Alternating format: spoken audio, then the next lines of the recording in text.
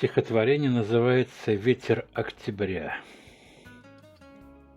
Упругий ветер бьет и не щадит, срывая осени дырявые одежды.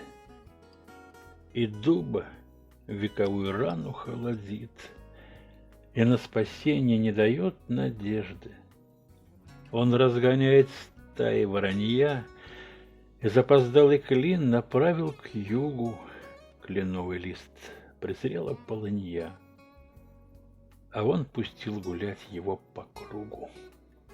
Бродяга ветер, он бывает резок, гуляка вольный, нет ему преград, заглянет всюду, в дом и в перелесок, в лесную чащу и в вишневый сад. Прозрачный лес становится и звонче, ставылы берез стоят обнажены, им прошлогодние одежды не нужны.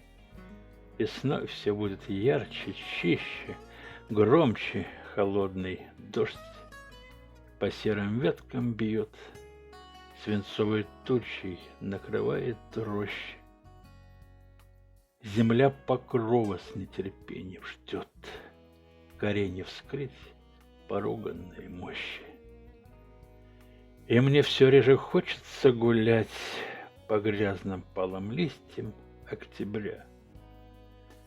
Но непогоду можно переждать, а ветер, знаю точно, был не зря.